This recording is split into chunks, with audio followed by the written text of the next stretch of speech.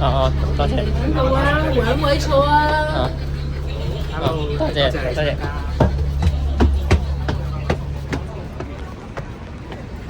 唔好意思。嗨，咁多位你哋好啊！今晚咧就係由係啦，咁啊今晚咧就係由我阿巫婆啦，大家都知我係咁樣啦，係咪？但係我個名叫阿毛啊，係啦。咁我隔離一位拍檔咧，佢叫姜少先生，係啦。咁啊今晚咧就由我哋兩位咧去帶大家響一個繁榮響日頭嘅時候，一個繁榮嘅商業都市裏邊咧。一入夜，佢就變咗一個鬼影湧湧，好似啲鬼喺我哋周邊有機會㗎。我哋有冇啲吉位啊？有冇留低一兩個嘅吉位喺度咧？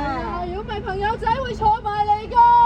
喺側邊啊，大家可以體驗下喎。如果見到嘅話，話俾我同姜絲先生知啊。唔好話俾我聽喎。所以話俾我聽。話俾我聽啦，咁就係啦。咁咧就，但係喺我哋講古仔之前咧，都要溫馨提示一下大家。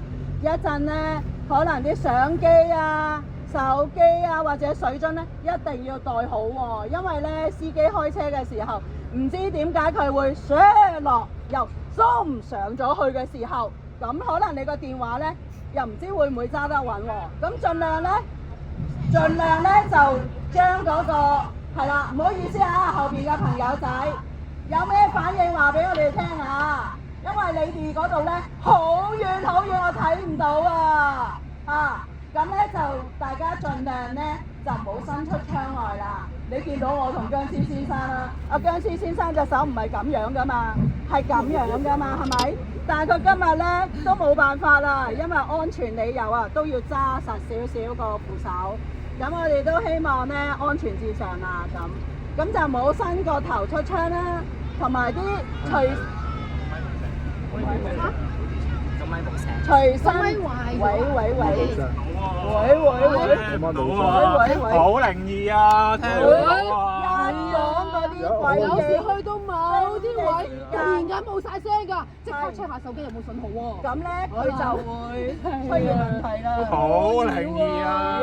似乎姜絲先生嗰個有聲，你呢個冇聲係咪我講錯嘢啊？哎呀，你講錯嘢啦！好得人驚啊！不過唔緊要，勝在阿巫婆把聲咧夠大聲，或者一陣咧我會飛去後邊同你哋傾兩句嘅。唉，不如姜絲先生個咪交俾你先，係。唔該晒，係啦，咁唔好意思啊，器材問題啦咁就今晚咧就由我同姜絲先生一齊咧帶大家去行下，體驗下呢個路線啦。咁一陣咧可能有機會又冇聲啊！喂，好靈異啊！有咩調一調？唔係啊，似乎係咪中意我喺度咧？好得人驚啊！好得人驚！要貼你道符喺度喎，嚇！貼你張樣喺度嗰啲喎。喂，test 好啦，我喺度啦。係啊，變咗呢位係我啊，係啦，喺後邊後邊有位坐。係啦，後邊有位坐。咁我哋咧就開始停咗喺度。佢上客先，上咗兩位。OK，咁我哋繼續我哋旅程啦。呢啲小意外時常會發生嘅，係咪？咁喺一個城市裏邊咧，如果嗰度可能出現個命案啦，又或者有啲事情發生嘅時候，總有一個咧又冇聲喎，我就咁樣。總覺到咧都會有一啲靈異嘅傳聞㗎啦。咁而家咧，我哋咧就開始架車咧就會慢慢咧開始咧要駛入去咧一陣我哋嗰個旅程嗰度啦。咁但係喺呢個過程裏邊咧，大家有冇嘢要問我同姜絲先生㗎？例如你想唔想接觸靈異嘅嘢咧？嗱，我會話俾你聽佢坐響邊度㗎喎。有冇人想試下？一陣咧，嗱你哋咧，前面嗰兩位啊體驗好大，我把聲好大嘅，好大聲，咁咧一陣咧，可能你哋咧要留意下隻腳有冇濕濕地嘅感覺咯喎。嚇，望下先，係啦，暫時冇。再一陣咧，我哋又要留意下你嘅左手邊有咩嘢睇到咯喎。啊，你嘅右手邊啊變咗，係啊，咁啊總言之左右兩望啦。咁咧總有一啲事咧響嗰度嘅。咁啊架車有冇空位啊？我哋千祈唔好漏啊！滿座滿座，係啊，滿座。唔係喎，我見到有個朋友仔坐咗喺我正中嗰度喎。你見到我見到啊！你唔好放啲嘢喺隔離啊！有人坐咗喺度㗎，係啊，啱啊！我望到㗎，係啦。好啦，咁我哋咧喺呢個係啦，咦又光咗咯喎！咁而喺呢度嚟講咧，我哋一陣咧，不如我講少少嘅路線啦。一陣咧，我哋咧就會由嗰個大坑啦，大坑嗰度咧就去到嗰個樹仁大學啦，樹仁大學之後咧又去到寶馬山喎，去到寶馬山之後咧，我哋又落翻去七展會度喎，之後咧我哋又去邊度啊？去睇大戲咯，又去下殯儀館喎，我哋鞠完躬之後就去睇大戲啦。咁咧一陣咧就跟住我同僵屍先生咧一路去行。咦，行下睇完大戲我哋又點啊？去遊街咯，有冇人去過遊街啊？你哋大家，咁一陣我哋體驗下咯喎，睇下響遊街又有咩事見到，可以講翻俾我哋聽㗎。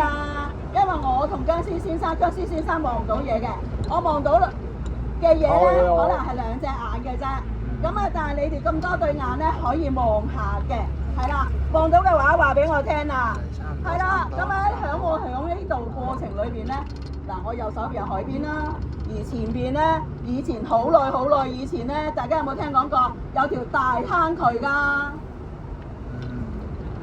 係啦，咁我哋而家前邊就係大坑啦。咁大坑嗰度咧，而家就大廈林立啦。但係40-50年代嘅時候，其實嗰度係有個大水凼嘅。個大水凼係我嚟做咩嘅咧？咁邪嘅？咩事啊？大水聽唔到。後面聽唔聽到啊？聽唔聽到？後邊請問聽唔到喎。揸實，聽唔聽到啊？後邊請問。喂，係，咁有個大水凼嘅，大水凼我嚟做咩嘅咧？就係俾附近嘅居民同埋一啲公司喺度攞啲衫去洗嘅，而佢哋係點樣洗衫嘅咧？就係攞啲木棍喺度卜卜卜咁樣嘅。咁於是乎嗰度有個大水凼啦，就附近嘅居民又會覺得可以喺嗰度游水嘅，大人細路都會喺嗰度游水嘅。點解會揀嗰度咧？因為唔係好似而家咁有公眾游泳池㗎嘛，咁於是乎佢哋喺度游水嘅時候就覺得好開心啦。但係嗰度水又深，水流又急，有陣時落大雨嘅時候佢哋都唔為意嘅。咁亦都係試過啲小朋友喺度游水嘅時候，突然間山洪暴發，咁佢哋就會俾啲水沖下，就沉咗落個凼底入邊，唔見翻㗎啦，就翻唔到屋企㗎啦。於是乎，因為發生咗啲咁嘅意外，好多傳聞就出現咗啦。有人夜晚經過嗰度嘅時候，就會見到啲綠色嘅影飄下咁，亦都可能會聽到啲細路仔嘅聲音喺下邊咿哈咁，但係見唔到嘢㗎。亦都試過有人好似俾人鬼掹佢咁掹咗落去㗎。佢有冇濕啊？而家呢個水浸啊，濕晒啊！先生，我就叫我游濕。你哋有冇？咁佢唔揾你喎，點解揾我嘅？咁曾經有個女工阿花嘅，就收工翻屋企嘅時候就經過呢個水凼嘅，咁啊行過嘅時候突然間發覺，咦，好似有人掹我隻腳喎，於是佢就尖叫一聲之後就跑咗翻去啦。自此之後，佢又發咗幾晚惡夢，就見到有啲小朋友同佢講：阿姨，呢度好凍，好濕啊！好暗啊！可唔可以入嚟陪我啊？佢自此之後就唔夠膽再行呢段路啦，就一定要屋企人陪佢先咁行。因為發生咗啲咁多嘅奇怪嘅事，啲居民就接受唔到啦，開始於是乎我哋就集資，就揾一個法師過嚟幫佢哋鎮邪治鬼啦。佢喺五沙街嘅盡頭嗰度立咗一塊碑嘅，佢就寫住南無阿彌陀佛嘅。自從立咗呢塊石碑之後，就少咗奇怪嘅事發生喎，少咗人遇溺啦，亦都少咗啲綠色嘅影啦，亦都冇咗啲小朋友喺度嬉戲嘅聲音喎。可能因為立咗呢塊碑之後，啲人知道危險，唔再喺度游水啦，亦都可能去令到啲亡民安息啦。其實大家可唔可以都同啲亡民講句南無阿彌陀佛？係啦，咁嗱，而家我哋再上山嗰度咧，附近呢度有一條石梯嘅，其實就可以通往麗德村嘅。其實呢條石梯好似平平無奇咁，但係幾年前嚟講，呢度有一位南非裔嘅機師喺度上吊自殺嘅。係啦，咁佢點解會揀咗一條不歸路咧？就因為佢工作壓力太大，情緒崩潰。咁自此之後，有啲居民行過呢條樓梯嘅時候，就感覺到好似有啲人喺個後頸吹啲氣咁。亦都有啲人行呢條樓梯嘅時候，覺得有人想拱佢落去、碌佢落去咁喎。咁於是乎，大家都知道呢個傳說之後，就少咗人行呢條樓梯啦。咁而家大家行過呢度附近之後，想唔想試下行呢條樓梯，就自己去揾下，自己去揀啊。咁我哋而家呢條路開始繼續上山，我哋一陣間就會去到附近，係咪開始有啲學校咧？係啊，我見到咧嗰個着飛機師嗰個轉咗入去樹人嗰度大學啊，唔知係咪佢去返學咧？而喺呢個書香氣息好濃郁嘅一個樹人大學裏邊咧，原來我聽啲書友仔講啊，都有一啲傳聞㗎。呢度你哋大家有冇人響樹人大學讀過書㗎？好多巴士啊，好多書友仔喎。原來咧，我都係聽書友仔講啦。樹人大學咧，因為佢響山嗰度依山而建啊，咁所以咧佢有 L 字層㗎，一路起咧，唔知點解響到起到 L 字7嘅時候咧，冇起到喎。咁但係咧，響呢個傳聞裏邊咧，都係關於響 LG 嗰啲嘅傳聞嚟㗎。有一日咧，我聽啲書友仔講，佢話好耐以前咧，有個叫李老師嘅咧，佢帶住一班學生咧，諗住去練習，去讀書啊！我哋要周邊望下喎，睇下有冇喎撞到啊嚇！咁而嗰個時期咧，咁啊佢帶住咧50位嘅同學仔一齊落到嗰個地下嗰層 LG 503嗰個室嗰度。咁佢安排啲同學仔齊咁樣坐響一啲比較殘舊嘅書台側邊，之後咧就開始去叫啲書友仔，好，大家坐好，一齊攞住本書筆望住去朗誦，要大聲啊，要俾我睇到你哋個下巴會喐㗎。於是同學仔就好努力咁樣去念書咯喎，咁啊念下，佢突然間發現李老師隻眼咧好瞪到好大，然後望住前面喎，咩事啊？佢話：嗰個位就係嗰個位，坐咗位白色衫嘅女同學。哦，嗰邊啊？係啊。喂，嗰位女同學，你做乜嘢？唔抬起個頭，俾我睇下你個下巴有冇喐。於是我見唔見到啊？全部人都向後望，你哋望下見唔見先？好啦，望唔到喎，你哋個個都響度細聲。李老師睇到咗乜咧？唔見喎。更特別嘅就係嗰個座位兩邊嘅同學仔咧，兩眼對望咗之後，佢就話：我哋側邊呢個係空凳嚟㗎咋，邊有人啊？李老師係咪睇錯咗啊？見到啊！李老師見到咁嘅反應之後呢，佢就強作鎮定啦。知道發生咩事啦，唔好嚇親其他人啊！於是佢就話：大家我哋繼續練，繼續讀書，讀完呢篇課文呢，我哋就可以放學翻屋企㗎啦。哇！嗰日啲書友啲同學仔呢，好大聲，好齊整，好快就完成任務啦。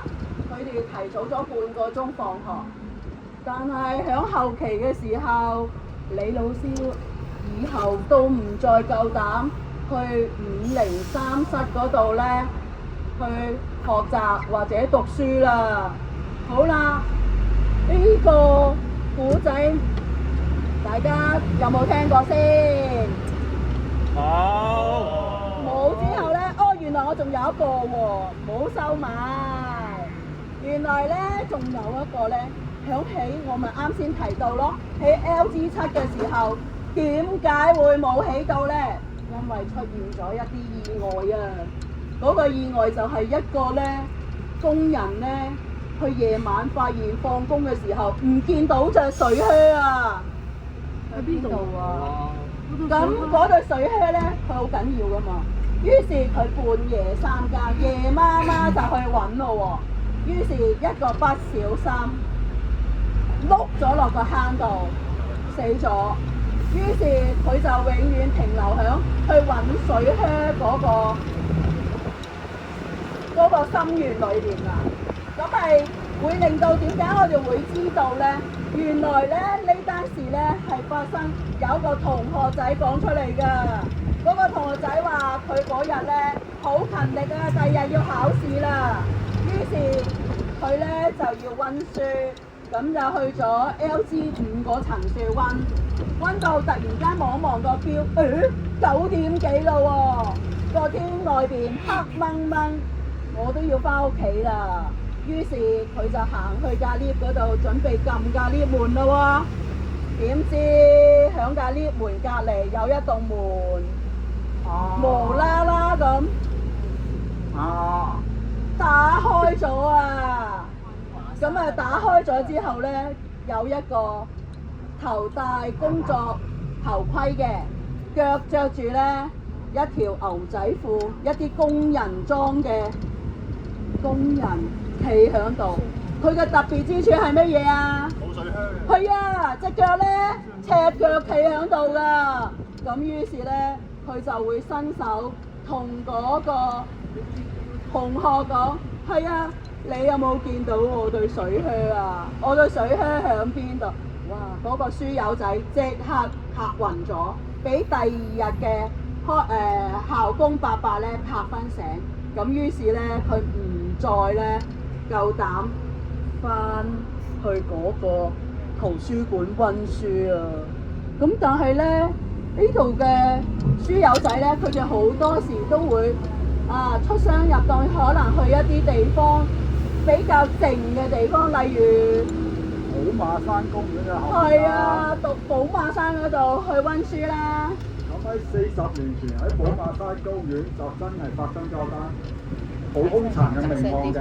當其時有兩個外籍男女啦，係星期六嘅晏晝，一個係男嘅叫 Candy， 女叫 Nicola， 係啦，兩個都大概16、17歲嘅啫。咁當其時經過呢個寶馬山郊野公園嘅時候，好似平常咁散下步啊，拖住手啊，咁樣坐喺地讀下書嘅啫。但係點知嗰日就係最後一日散步，佢哋嗰一日喺個郊野公園嗰度遇到5個16至25歲嘅男子嚟嘅。佢哋平時都喺呢度徘徊㗎啦，佢哋會揾啲獵物去打劫啊，或者去欺凌嘅。但係嗰日佢哋做咗嘅嘢不單止係咁。佢哋見到佢哋呢對外籍男女啦，於是乎又做翻往常嘅先制服咗阿 Candy， 跟住就將阿 Nicola 拉咗入樹林入邊，對佢施暴強姦。之後第二日有行山嘅人士經過，就發現佢兩個嘅屍體。而之後驗屍官驗屍之後 ，Candy 身上係有百幾處嘅傷痕嘅，而佢條頸係俾人用木棍硬生生咁壓斷嘅。好得人驚佢啊！身上有500幾處嘅傷痕，大家試諗下，一個大概5尺幾高嘅女士，身上有500幾處嘅傷痕，基本上同凌遲係冇分別㗎。而且佢嘅眼球係近乎俾人打出嚟，而下顎係碎裂晒嘅。咁當其時呢單事件好轟動嘅，於是乎警方最終都拉咗個5個人嘅。而呢件事喺網絡上面嘅都列為香港3大最兇殘嘅案件嘅第3位嘅。第一位就係林過雲事件啦，第2位就係秀茂坪村紅糖殺人事件，亦都因為呢件事件令到呢個寶馬山郊野公園有好多唔同嘅傳說啦，因為佢哋所受嘅罪待實在太兇殘啦。有居民會有夜晚行過嘅時候，會見到一男一女好似着住80年代嘅服飾咁喺度散步。係咪我哋啊？係啊，可能就係佢哋啦。亦都試過有人喺度跑夜山嘅時候，見到有一對男女喺度行過，但係跑到上去之後又唔見咗佢哋㗎啦。而佢哋嘅樣貌好似當時嘅堅尼同埋啲圖拿咁㗎。但係呢啲傳說喺度無日無之咁流傳落去，咁大家都知道呢個兇殘嘅案件啦。咁跟住佢哋，咦？佢哋好似喺後邊飄緊過嚟喎。我見到啊，見到啊，一對男女，佢着住80年代嘅衫，行緊嚟，我哋企埋啲，我走啦，我走佢要啦！向前行啊！大家可以睇到嘅，你哋有冇感受到你身邊嗰度咧涼浸浸啊？係啊！咁原來咧，佢係要去邊度啊？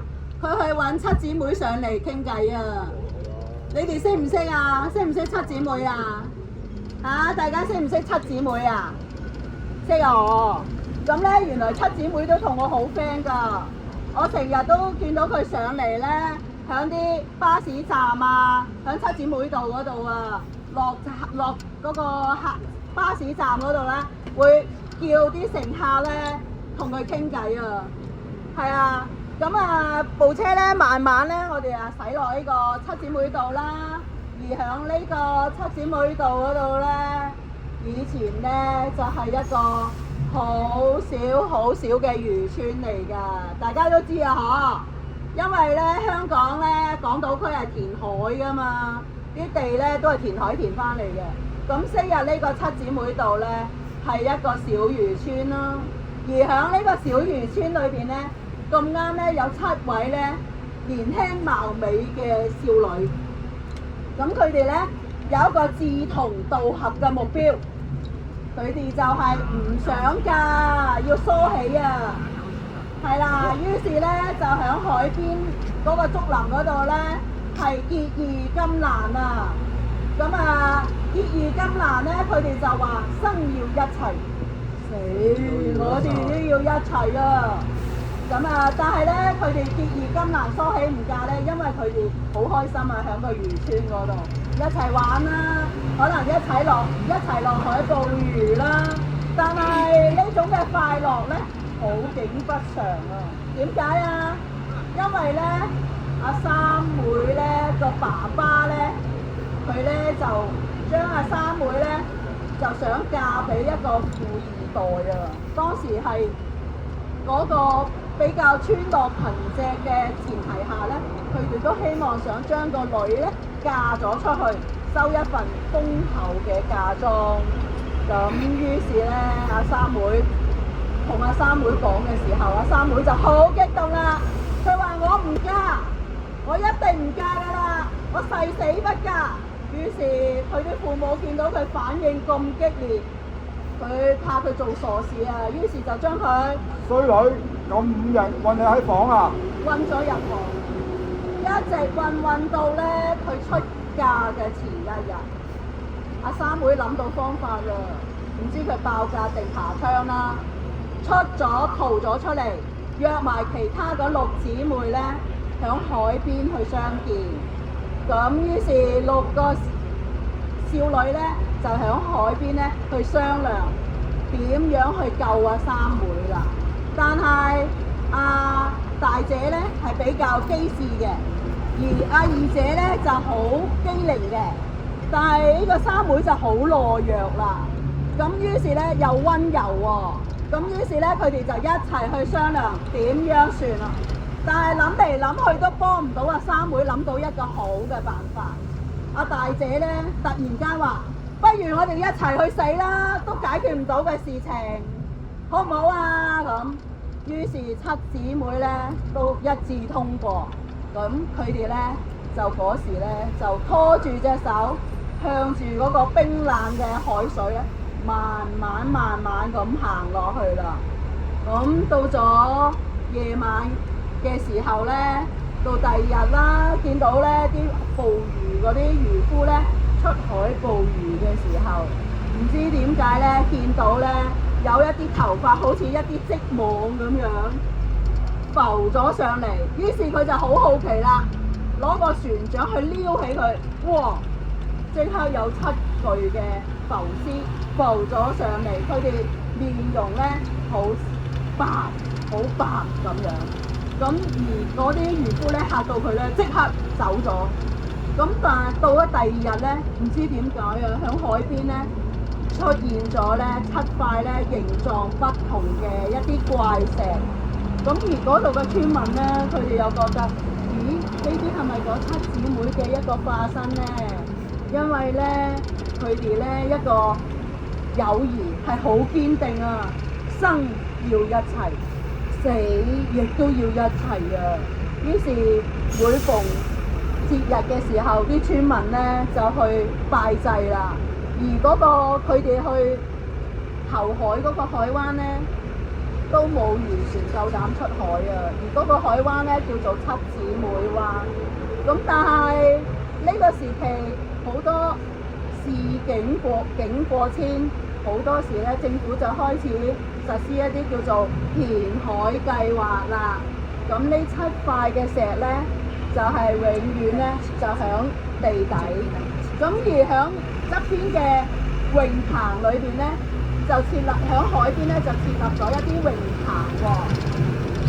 咁而呢啲泳棚咧，就好多嘅一啲附近嘅居民啦，或者市民咧去游水。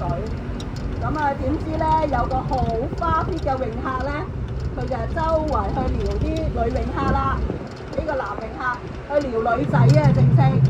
咁啊，撩完女仔之後咧，好爽咁樣咧，就單獨自己咧就游咗落去海嗰度咯喎。但係唔知點解咧，佢係感覺到咧個海嗰度咧有一啲好深嘅力，同埋有啲人好似響底下咧海底裏邊咧扯咗佢落去啊！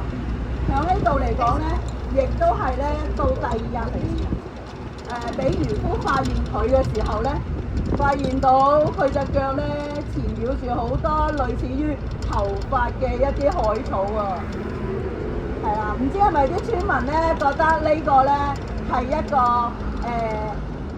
嗰個嘅啲7姊妹好嬲，係對於佢嘅一個報復咧，咁啊大家可以諗啦。咁而嗰7姊妹之後，我哋會響邊度出殯㗎？想問下。港島區就當然喺香港殯儀館出殯啦，咁但係好對唔住，就係佢哋係相對基層嘅村民就比較難啲啊，因為香港殯儀館收費真係好貴嘅。咁當然而家嘅香港殯儀館，我諗相信都有好多其他唔同嘅故事嘅。其中有一個傳說就係話有一個老朋友曾經出殯嘅時候，佢咁啲朋友就自不然會去最後嘅致意啦，入去嗰時候啲堂官好正常地就見到有來賓嘅就賓客到，賓客請留步，1鞠躬，2鞠躬，3鞠躬，家屬謝禮。咁跟住啲來賓嘅就會去上香、瞻仰遺容，跟住坐埋一邊接下金銀衣紙，就作最後嘅致意。跟住好正常地，堂官見到有來賓嚟到嘅之後，都會重複咁講：有客到，來賓請留步，1鞠躬，2鞠躬，3鞠躬，家屬謝禮。咦，冇人喎，僵屍先生。就係冇人啦。依家數同埋其他人就好你做咩喺度叫啊？見唔到有人喎，於是乎其他嘅職員就知道發生咗事啦。咁於是乎有啲職員就攞咗紅色嘅筷子夾住嗰位出事堂官嘅左手中指，記住係左手嘅中指，跟住就亂有時咁將嗰位堂官抬走咗出去啦。跟住有另外一位堂官佔據咗一個位置啦，就同啲來賓講：冇事啊，其實佢呢度有感冒，身體不適，冇事發生嘅，我哋嘅儀式就會繼續落去嘅啦。咁呢個就係殯儀館或者我哋俗稱大酒店嘅傳說啦。但係有另一個故事就喺大酒店隔離嗰間真係酒店嗰度發生嘅。嗰間酒店曾經有啱啱開幕嘅時候，有位阿鄧先生就諗住訂台食自助餐啦。咁入到去嘅時候喺咖啡，侍應員話：我係呢位登記咗嚟食自助餐晚餐。於是乎，嗰位職員就帶佢去所屬嗰張台嗰度啦。而當其時，鄧生就講咗一句：點解我張台有人坐咗喺度嘅？但係嗰位職員其實係見唔到有人坐喺度㗎。但係嗰位職員唔可以講話有人坐喺度㗎嘛。於是乎就帶咗同阿鄧生講：哎呀，唔好意思啊，我帶錯咗你張台啊！我哋轉過另外一張啦。於是乎佢哋就行走咗啦。咁大家又覺得佢哋究竟係見到啲乜嘢咧？咁跟住我哋而家既然探完老朋友，又食過自助餐啊，阿毛啊，咁我哋下一集會去邊啊？去邊啊？大家想遊街啊？未得啊！我哋不如睇場大戲先啦，好唔好啊？我哋一陣咧就會經過新光戲院。新光戲院多數都係播咩嘢啊？大戲啦，係咪？咁我咧通常咧，我入新光戲院咧係唔使錢㗎喎。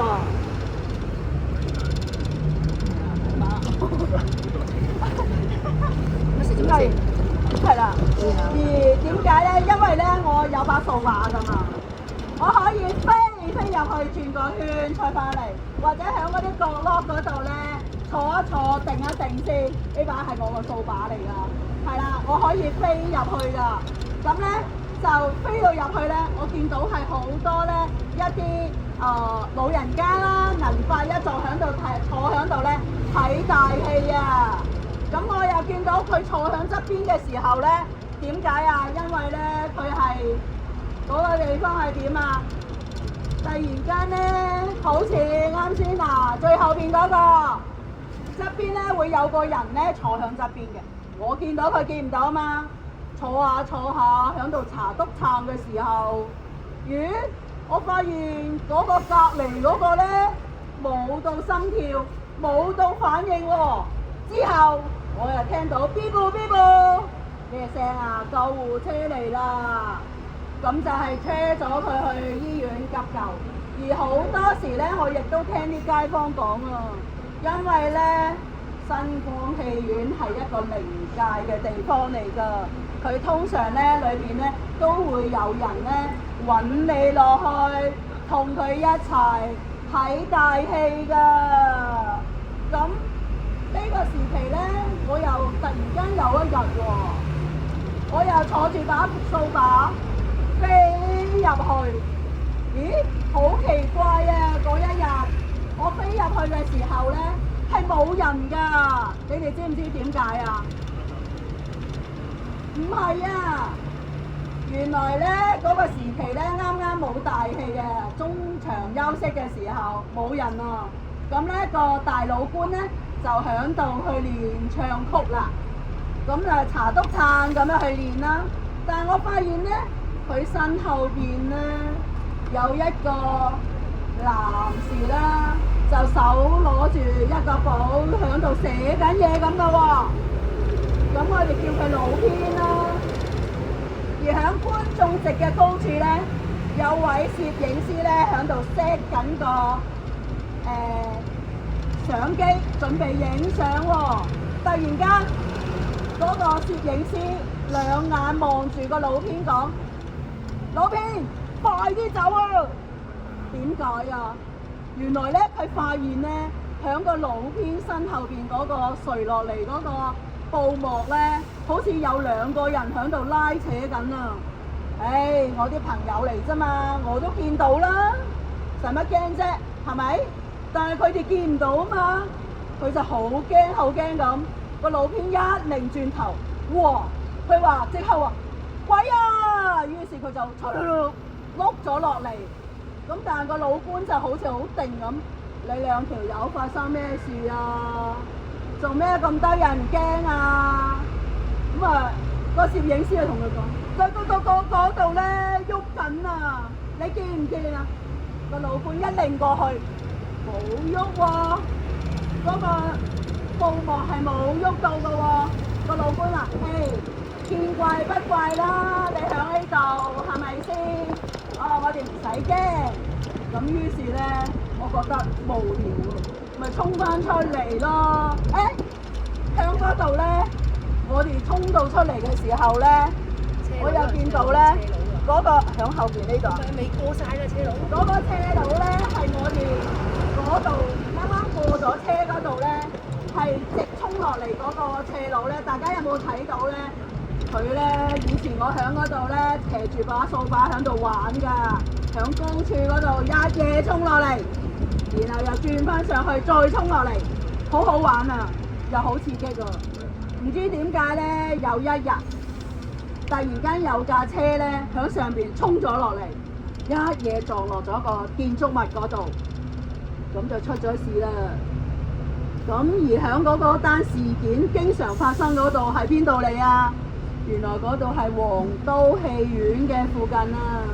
大家有冇聽講過皇都戲院啊？上嗰排咪已經拆咗啦，係咪？而皇都戲院呢，佢好耐歷史㗎啦，唔知老唔老過我啦。咁而響嗰個時期呢，佢嘅前身呢係叫船公戲院。而響嗰個時期嚟講呢，佢呢就係一個嗰個戲院嘅頂嗰度咧，佢係圓拱形嘅一個橋，係冇梁脊嘅。而喺個戲院嘅門口咧，好神奇啊！佢係雕咗一個雕塑，叫貂蟬與董卓。但係喺嗰個雕塑裏邊咧，係冇董卓㗎，只會有一個自由神像喺度喎。唔知點解啊？咁但係咧，喺嗰個皇都戲院咧，咁史先生。雖然離得遠啫，你有冇聞到啲咩味道啊？大家聞下先。好熟嘅味道。佢瞓乜嘢㗎？係咯，佢聞到棺材嘅香味喎。唔係嘅，皇都戲院係啲梅味同埋啲燒焦味啫嘛。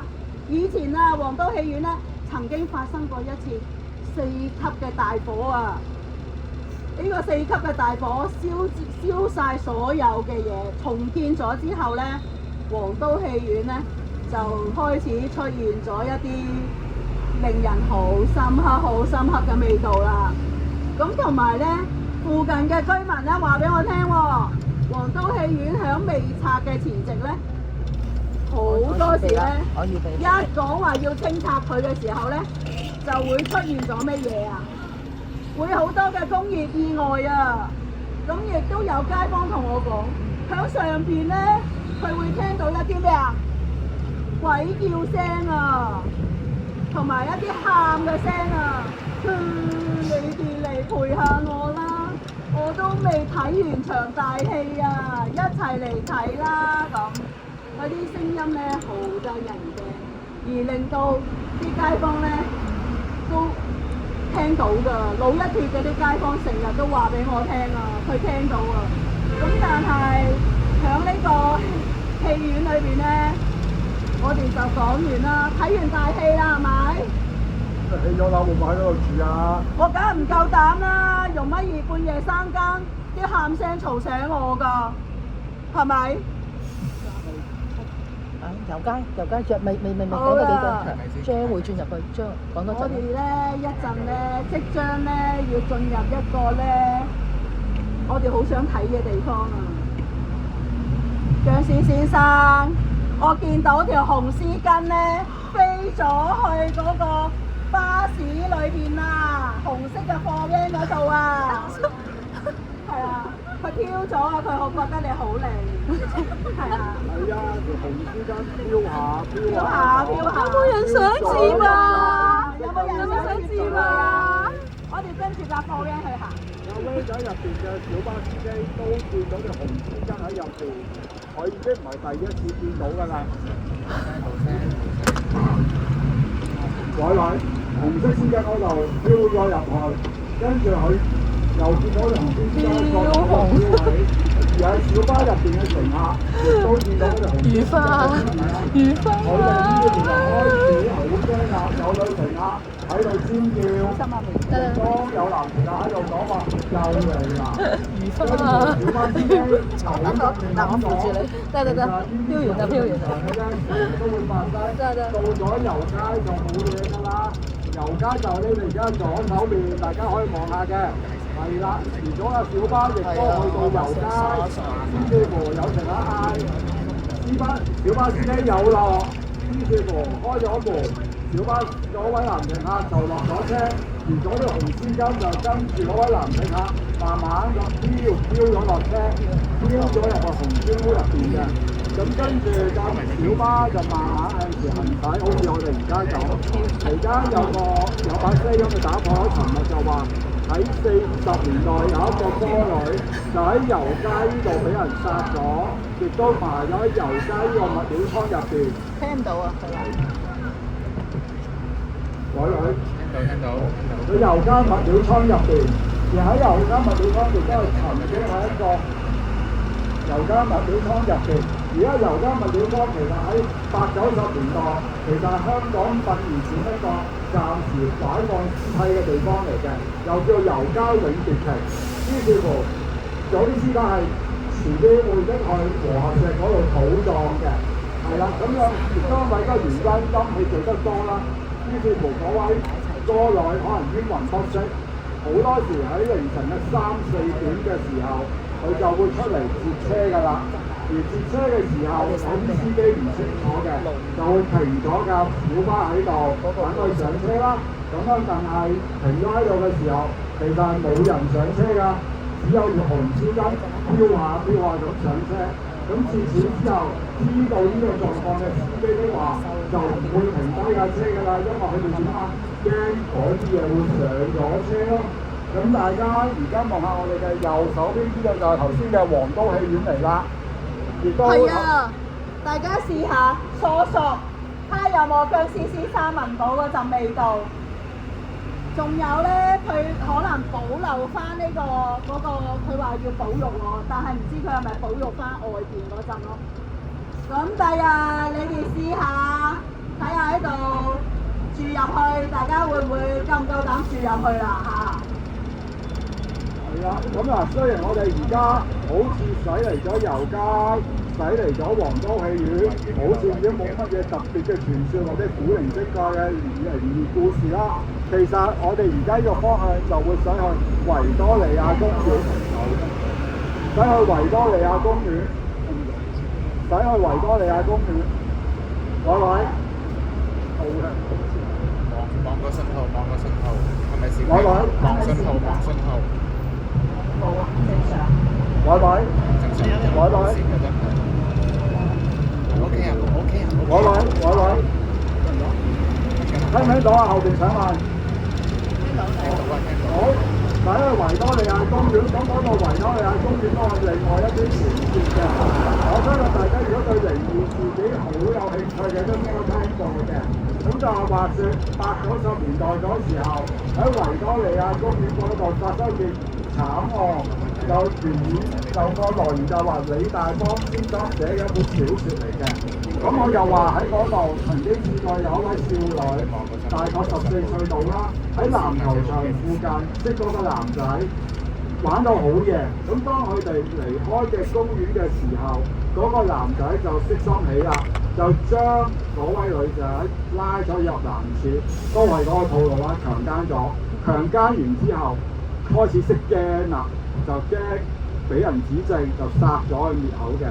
咁當其時，依單案件當然有人發現啦，亦都有人報警，亦都入到去警方搜證，就揾到一啲客觀證據啦，例如指紋啊，一啲物件咁，就揾翻到嗰個男仔嘅，拉咗佢啦。咁但係佢死口唔認嘅，於是乎警方就拉咗佢去案發現場，亦都係即係嗰個男廁嗰度，希望可以喺嗰度重組案情，攞多啲證據，令到佢會再講翻個事實出嚟。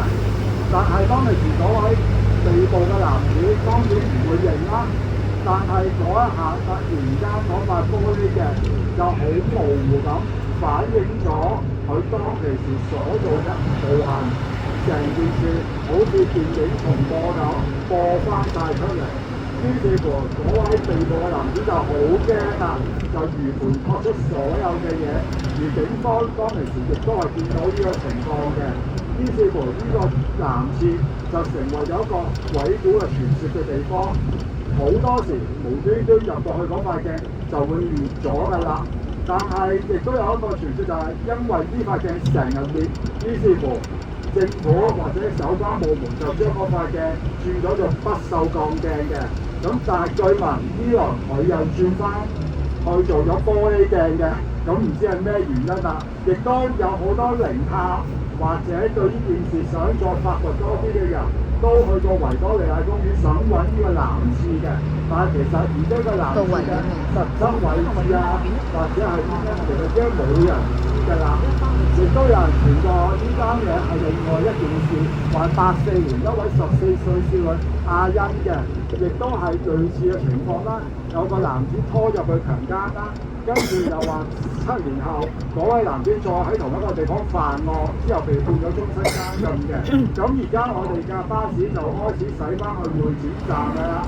咁希望大家滿意我哋作辦嘅鬼故嘅講法啦。多謝各位。好，多謝晒大家跟住我哋行過呢條咁靈異嘅路啦。咁亦都有一個溫馨提示嘅，大家落車嘅時候一定要帶翻晒自己所有嘅嘢喎，冇拎多啦嚇。亦都一陣咧落車數下，睇下齊唔齊人喎，睇下有冇將一啲人咧留咗喺一啲靈異嘅空間裏面啊。咁啊，我同僵屍先生同大家講聲拜拜，你隻手識喐㗎？多謝大家。你應該咁啊嘛。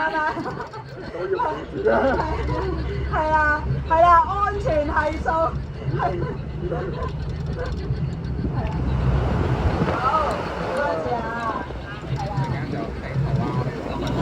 係啦，同埋咧一陣咧，我哋落到去落邊嘅時候咧，係有個工作人員同大家去排一個今晚我哋行過嘅路程嘅一個圖啦，同埋可以影相嘅。多謝各位。拜拜。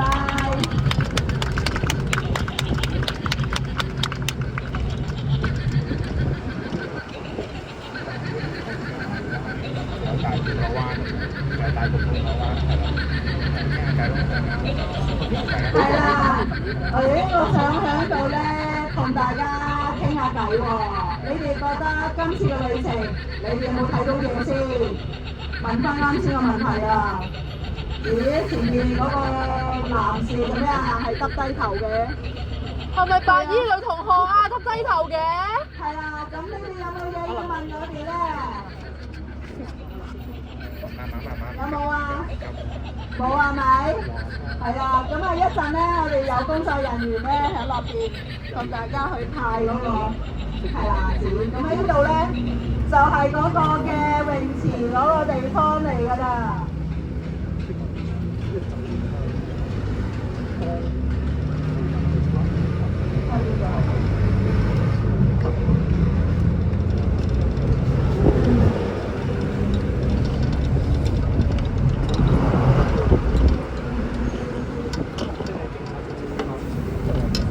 講咗47分鐘㗎啦。係啊 ，OK 喎。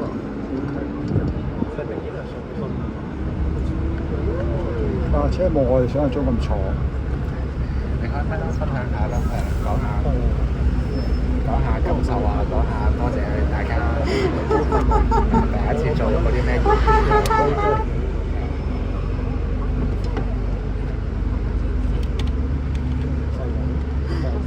落啲掌聲啦，落啲掌聲。咁多位就睇今次個車程如何啊？使唔使再行多一次啊？或者行另外啲路線啊？咁就根據我哋派俾你嗰幅地圖，自己重溫一次啦。係啦，咁啊，希望今晚帶俾你哋一個既好玩又驚嚇嘅少少嘅一個旅途啦。有冇人想同僵屍先生影相？係啦，一陣落車咧，我哋要 book 㗎。僵屍先生12點鐘佢要跳翻去佢嗰度啊。有冇人想影相？咁我又要坐把掃把飛翻我屋企啦。咁大家有冇人想同僵屍先生影相㗎？舉手。係啦，有嘅話可以舉手嘅。一陣僵屍先生咧可以陪住大家。係啦。有冇人想同我影相？我唔記得介紹咗自己添。咁又有冇人想同我影相㗎？哦，多謝晒。今晚咧我都特別感謝個化妝師啊，將我化到咧我都唔認得我自己係邊個啦。我而家一刻係阿毛啊，巫婆啊。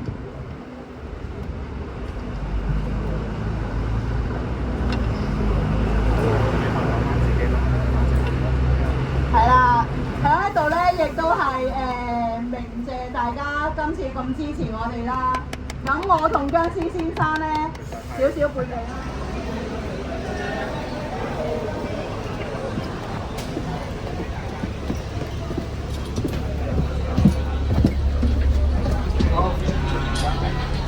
多謝你參加，有打同地圖，做咩大家啲？多謝參與，係有得食啊，可以攞到喎，係啦。多謝。係隨便攞啊，係啊。有得食喎，係啊。呢度 sorry，如果影。